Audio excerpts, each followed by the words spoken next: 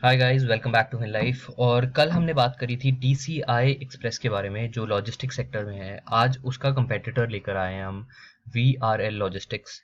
जो कंपनी आपका logistics sector में है लेकिन पैसेंजर सेक्टर में भी बहुत ज़्यादा है। जैसे कि साउथ इंडिया में ये काफ़ी ज़्यादा पैसेंजर बसेस चलाती हैं जो अलग अलग इंडिया के पार्ट्स में जाते हैं और पैसेंजर मूवमेंट रहता है। तो वीआरएल लॉजिस्टिक्स आपकी सिर्फ पैसेंजर में नहीं है, कंपनी बड़ी है एज कम्पेयर टू टीसीआई, क्योंकि हमने टीसीआई कल देखा था। तो टीसीआई में आपका टर्नओवर वगैरह कंपनी का बहुत ज़्यादा नहीं था as compare to VRL logistics. तो वीआरएल का चार्ट के बारे में बात करें और बेसिक चार्ट के बारे में देखें तो ये आपका स्टॉक का रेट है, किस तरह स्टॉक फ्लक्चुएट करा है। अगर मैं कैंडल स्टिक्स में लगाता हूँ तो आपको इस तरह दिखेगा। और ये वनडे का चार्ट लगाया हुआ है और आप देख सकते हैं कि कंपनी बार बार 300 रुपए के लेवल पे बार बार रेजिस्टेंस लेकर नीचे आ रही थी। तो और इस पीरियड के बीच में वैसे तो स्टॉक का रेट अगर आप देखें तो लगभग आपका 450 रुपीज तक स्टॉक का रेट आपका इंक्रीज कर चुका है और अभी करेक्ट करके 150 रुपीज के आसपास आया हुआ है। तो कंपनी वैसे तो काफी सॉलिड है। जो स्टॉक में अभी गिरावट आई हुई है वो भी काफ़ी स्ट्रॉन्ग है और एक काफ़ी अच्छा स्ट्रॉन्ग सपोर्ट हमको देती है यहाँ पर इन्वेस्टमेंट करने के लिए। 130 रुपीज़ का लेवल देखें तो इधर 130 पे स्टॉक है और 130 पे कंपनी ने सपोर्ट लिया है और 150 रुपीज़ का करंट स्टॉक रेट चल रहा है। तो अगर आप यहाँ से देखें तो इधर हम बेसिक मूविंग एवरेज लगाते हैं कि आपको क्या हम लोग को यहाँ पर एक्सपेक्टेशन मिल सकती है मूविंग एवरेज के हिसाब से कि स्टॉक कितना मूव कर रहा है अप या डाउन। तो इधर आप अगर let's say 50 day moving average लगाते हैं तो ये मिलता है कि अभी स्टॉक ने मूविंग एवरेजेस ने इस पे बाय सिग्नल नहीं दिया है। वो आपको लगभग तब मिलेगा जब ये 160 के ऊपर क्रॉस कर जाएगा।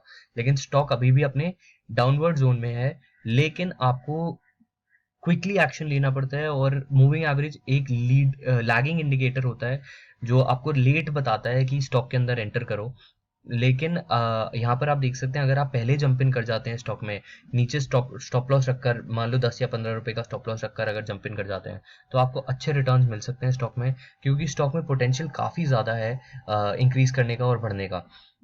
इसी के साथ ही अब इसके फंडामेंटल्स की बात करते हैं अगर, तो यहाँ पर आप फंडामेंटल्स देख सकते हैं कि कंपनी का मार्केट कैप 1370 करोड़ के आसपास है और कंपनी में असेट बेस 977 करोड़ के हैं। इसी के साथ ही कंपनी में डेट देखें तो सिर्फ 208 करोड़ का डेट है। हमने जब कल टीसीआई की बात करी थी तो टीसीआई में कोई भी डेट नहीं था, यहाँ पर 200 करोड़ का डेट है, लेकिन तब भी इतना ज़्यादा नहीं है कि आप कंपनी को डिवैल्यूएट करें या फिर कंपनी का प्राइस इतना गिर जाए। कंपनी में इंस्टीट्यूशनल और म्यूचुअल फंड होल्डिंग भी अगर देखें तो टीसीआई के कंपैरिजन में काफ़ी ज़्यादा है। तो मैं इधर आपका, ये हमारे पास आई थिंक टीसीआई खुला हुआ है, हम इधर देख सकते हैं। तो ये टीसीआई एक्सप्रेस है। टीसीआई को अगर कंपैरिजन करें टीसीआई के साथ तो टीसीआई में आपका डेट 6 करोड़ का है और असेट 431 करोड़ के हैं। और अगर हम वीआरएल लॉजिस्टिक्स देखें, इसको मैं टीसीआई ही कर देता हूँ। अगर हम वीआरएल लॉजिस्टिक्स देखें तो वीआरएल लॉजिस्टिक्स के साथ अगर देखें तो यहाँ पर 977 करोड़ के कंपनी के पास असेट्स हैं और डेट 208 करोड़ का है। इसी के साथ ही अगर सेल्स ग्रोथ देखते हैं तो 2014 से कंपनी ने इंक्रीज करके अपनी सेल्स बढ़ाई है काफ़ी तेज, और सेल्स ग्रोथ इसकी 8%, लगभग 7% पे इंक्रीज कर रही है, 6.09% पे इंक्रीज कर रही है। और 2015 में कंपनी की सेल्स थी आपकी 1656 करोड़, जो इंक्रीज करके 2019 में आपकी 2098 करोड़ की हो गई है। कंपनी की प्रॉफिटेबिलिटी भी इंक्रीज करी है और प्रॉफिट ग्रोथ कंपनी में उतनी ज़्यादा नहीं है as compare to the sales growth. लेकिन तब भी आप लोग को ये ज़्यादा फोकस रहना चाहिए कि कंपनी में आपकी सेल्स ग्रोथ ज़्यादा मैटर नहीं करती, सॉरी प्रॉफिट ग्रोथ ज़्यादा मैटर नहीं करती है, सेल्स ग्रोथ ज़्यादा इंपॉर्टेंट होती है। क्योंकि अगर सेल्स आपकी नहीं इंक्रीज कर रही हैं मतलब कि आपके लोग आपके बिजनेस को ही पसंद नहीं कर रहे हैं, so that's not a good thing. यहाँ पर कम से कम सेल्स तो इंक्रीज कर रही हैं। इसी के छोटे कंपैरिजन में अगर टीसीआई को देखते हैं तो टीसीआई में 1000 करोड़ की सेल्स है, लगभग दोनों कंपनियों में 50% का सेल्स का फर्क है। और ये वैसे इसकी 2020 की सेल्स है। तो और वो 2019 की सेल्स है, यहाँ पर अगर देखें वीआरएल की 2019 की सेल्स है। तो ओवरऑल अगर देखें तो कंपनी की, दोनों कंपनियों में फर्क है, लेकिन आप इधर देखेंगे तो मार्केट कैप इसका काफ़ी कम है एज कम्पेयर टू टीसीआई। तो टीसीआई हमको काफ़ी एक्सपेंसिव बाय लगती है as compare to VRL logistics. इसी के साथ ही वीआरएल की और बातें करें तो हम लोग एक्सपेक्ट करते हैं कि कंपनी में ऑब्वियसली ग्रोथ रेट आएगी और जिस तरह कंपनी ने ग्रो करा है उससे बेटर ग्रो कर सकती है। अभी कंपनी का अर्निंग पर शेयर देखें 2019 का 10.17 आया हुआ है और पिछले साल से हल्का सा रिड्यूस करा है, लेकिन हम लोग एक्सपेक्ट करते हैं कि आगे काफ़ी अच्छा ग्रोथ रेट मिल सकता है। प्लस अगर आप देखें 10% और 20% और करंट ग्रोथ रेट जो कंपनी में आ रही है 0.19% की, तो उस हिसाब से तो इतना ग्रोथ रेट नहीं है। अगर 10% की भी ग्रोथ लेते हैं तो आप एक्सपेक्ट कर सकते हैं कि 16.39 का इसका अर्निंग पर शेयर 2024 में हो जाएगा।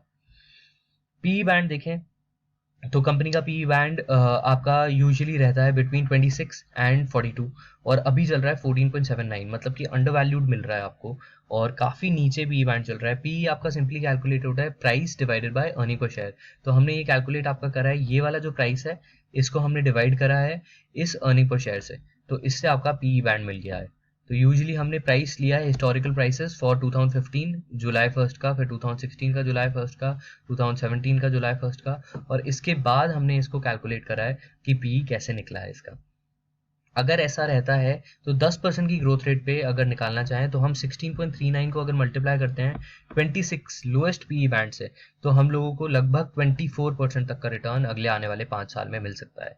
टीसीआई के साथ साथ कंपैरिजन में इसको देखें तो एक अच्छी चीज़ है कि यहाँ पर इनके ऑडिटर्स पॉपुलर ऑडिटर्स हैं, नोन हैं, और वॉल्कर चंदलोक इनके ऑडिटर्स हैं और अच्छे से ग्रो कर सकती है कंपनी और एथिकल फ्रंट पे ज़्यादा बेटर है as compare to TCI majorly auditor के बेसिस पे अगर बात करें तो। Operating, investing, financing cash flows भी कंपनी की सही हैं और अच्छे से मैनेज्ड हैं। आप देख सकते हैं कि प्रॉपरली ग्रो कर रही है और कंपनी ने इन्वेस्टिंग एक्टिविटीज़ में काफ़ी पैसा लगाया है आगे ग्रोथ के लिए, तो आपको अच्छे रिटर्न मिल सकते हैं। सपोर्ट और चार्ट्स की बात करें अगर, तो फिर से हम सपोर्ट चार्ट्स की अगर बात करते हैं तो आप यहाँ देख सकते हैं कि सपोर्ट आपका इधर ही आ रहा है लगभग 140 के आसपास और अभी करंट रेट स्टॉक का 151 चल रहा है। तो इन्वेस्टमेंट पॉइंट ऑफ व्यू से कंपनी स्ट्रांग लगती है, दोनों ही कंपनी स्ट्रांग है, लेकिन टीसीआई मेरे को बेटर लगती है। अगर आप हल्का सा डाइवर्सिफाई करना चाहते हैं अपना पोर्टफोलियो तो ऐसा कर सकते हैं कि 60-40 के रेशियो में दोनों में इन्वेस्टमेंट कर सकते हैं। जैसे कि वीआरएल लॉजिस्टिक्स क्योंकि हमको ज़्यादा बेटर लगती है तो आप 60% पैसा अपना वीआरएल में लगा दीजिए और 40% पैसा अपना टीसीआई में लगा दीजिए। तो ये आपको एक डाइवर्सिफिकेशन भी दे देगा लॉजिस्टिक्स सेक्टर में और आपको दोनों स्टॉक्स का इन्वेस्टमेंट भी हो जाएगा। फॉर एग्जाम्पल अगर मान लीजिए आप 50,000 रुपीज़ इन्वेस्ट करना चाहते हैं लॉजिस्टिक्स सेक्टर में, तो आप 30,000 रुपीज़ वीआरएल में लगा दीजिए और 20,000 आप टीसीआई में लगा दीजिए, तो आपको अच्छे से ग्रोथ रेट दोनों का बेनिफिट मिल सकता है। इसी के साथ ही फंडामेंटल्स में और देखें तो कंपनी में 3.62% तक का डिविडेंड देती है सालाना company, which is pretty good. और आपका शेयर नंबर ऑफ शेयर्स की बात करें तो कंपनी में 90 मिलियन शेयर्स हैं और कंपनी में कोई भी प्लेज शेयर्स नहीं है, so that's also a wonderful thing. Company के मैनेजिंग डायरेक्टर की बात करें तो विजय शंकेश्वर जी इनके मैनेजिंग डायरेक्टर्स हैं और कंपनी ओवरऑल काफ़ी स्ट्रांग लगती है। सो इन्वेस्टमेंट में कोई प्रॉब्लम नहीं लगता, दोनों कंपनीज आपकी स्ट्रांग है और जिस तरह मैंने आपको स्ट्रैटेजी बताई है उस तरह अगर आप जंप इन करेंगे और इन्वेस्टमेंट करेंगे तो आपको अच्छे रिटर्न्स मिल सकते हैं स्टॉक्स में, वीआरएल और लॉजिस्टिक्स सेक्टर में, क्योंकि बहुत कम लोग लॉजिस्टिक्स सेक्टर को अभी देख रहे हैं और भूला हुए हैं। तो इनके स्टॉक के रेट्स अभी काफ़ी गिरे हुए हैं और आगे काफ़ी तेज़ बूम कर सकते हैं। ऐसा हो सकता है कुछ समय ना चले, लेकिन जैसे ही ये लोगों की नोटिस में आएंगे स्टॉक्स ये दोनों बहुत तेज़ इंक्रीज करेंगे। ये एक वैसा स्टॉक हो सकता है जो आईजीएल की तरह काफ़ी तेज़ इंक्रीज कर सकता है और ग्रो कर सकते हैं। सो आप इसको ध्यान में रखिएगा और अगर सब अभी तक सब्सक्राइब नहीं करा है तो click on the subscribe button और बेल आइकन को ज़रूरी दबा दीजिए, जिससे कि आपको जैसे ही हम कोई वीडियो डालें आपको वो वीडियो मिले। और आप कमेंट सेक्शन में कमेंट करके हमको नई स्टॉक्स बता सकते हैं जिसके ऊपर आप चाहते हैं कि हम इस तरह की वीडियो बनाएं जिससे आपको हेल्प होए। और अगर आप किसी भी स्टॉक में फंसे हुए हैं तो आप अंडरस्टैंड कर सकते हैं हमारे साथ कि किस तरह ग्रो करना है और किस तरह कौन से लेवल पे इन्वेस्ट करना है और कब आप निकल सकते हैं। तो रेजिस्टेंस यूजुअली वो लेवल्स होते हैं जब आपको एग्जिट करना है स्टॉक्स में। So that's about it for VLL Logistics. Signing off, Siddhant Goyal from FinLife. Happy investing.